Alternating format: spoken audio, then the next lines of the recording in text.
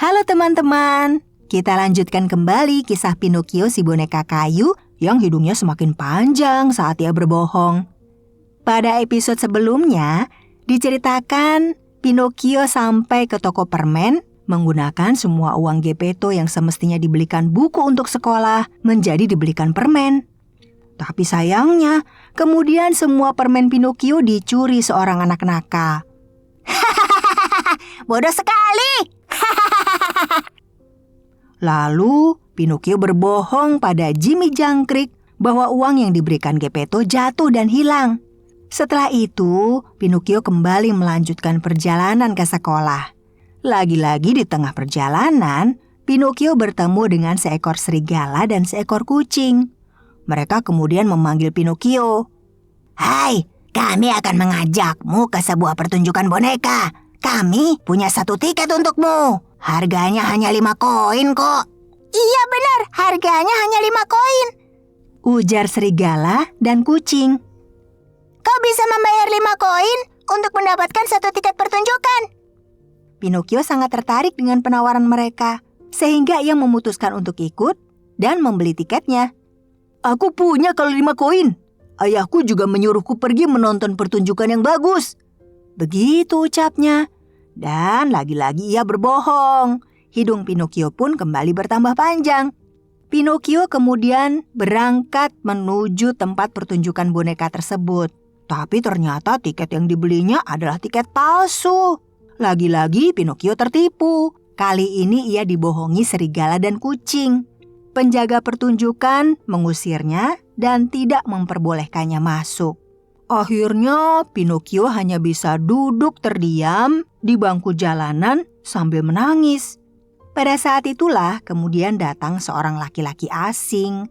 Ia melihat Pinocchio yang sedang menangis. Ternyata ia adalah Stromboli, pemilik pertunjukan boneka tadi. Ia sangat terpesona melihat sosok Pinocchio, si boneka kayu tapi bisa hidup tanpa harus menggunakan tali pengatur. Stromboli kemudian membujuk dan mengajak Pinocchio bergabung dalam pertunjukannya. Pinocchio setuju dan kemudian ia naik ke panggung. Di sana dia menari dan menyanyi. Para penonton menyukai Pinocchio. Mereka bertepuk tangan untuk Pinocchio. Pinocchio sangat bersemangat, membuat ia tidak melihat arah gerakannya. Tanpa sadar, hidungnya yang panjang tersangkut tali boneka yang lain. Akhirnya pertunjukan berhenti karena suasana menjadi kacau. Penonton menertawakannya. Saat itu pula, Pinocchio merasa sangat lelah dan merindukan Geppetto ayahnya. Pinocchio meminta izin pada Stromboli dan mengatakan bahwa ia ingin pulang. Tetapi tiba-tiba saja Stromboli memasukkan Pinocchio ke dalam sebuah sangkar. Dan Stromboli berkata, "Kamu adalah milikku sekarang."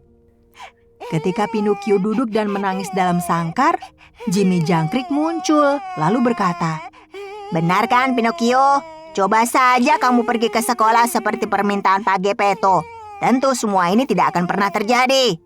Jimmy Jangkrik kemudian memberi kesempatan kedua untuk Pinocchio agar ia mau berubah. Dengan cepat, ia lalu pergi ke rumah Geppetto, lalu memberitahu apa yang telah terjadi pada Pinocchio. Geppetto terkejut, lalu segera pergi ke pertunjukan boneka dan menyelamatkan Pinocchio dari sangkar. "Woi pencuri! Pencuri!" teriak Stromboli sambil berlari mengejar Geppetto. "Boneka itu milikku!" teriaknya lagi. Pinocchio berpikir cepat lalu membuat jebakan, sehingga Stromboli terjatuh menimpa kotak boneka. Dengan begitu, Pinocchio dan Geppetto bisa melarikan diri. Pinocchio, lihatlah hidungmu. Itu yang akan terjadi jika kau berbohong." Begitu kata Geppetto. Pinocchio merasa sangat malu dan akhirnya memutuskan untuk selalu berkata jujur. Ia juga kemudian berjanji tidak akan pernah berbohong lagi. Sehingga kemudian hidungnya perlahan kembali mengecil dan akhirnya seperti sedia kala. Demikian, akhirnya Pinocchio mengetahui kesalahannya dan berubah menjadi anak yang baik. Peri biru kemudian memberinya mantra sehingga Pinocchio kemudian benar-benar menjadi anak laki-laki yang sesungguhnya. Mulai saat itu, Geppetto dan Pinocchio pun hidup berbahagia. Sampai di sini dulu kisah Pinocchio, teman-teman. Kalau kalian suka cerita ini, silahkan klik like-nya, berikan komentar kalian, dan share video ini ya. Jangan lupa subscribe juga dong. Terima kasih. Sampai jumpa pada kisah berikutnya, teman-teman.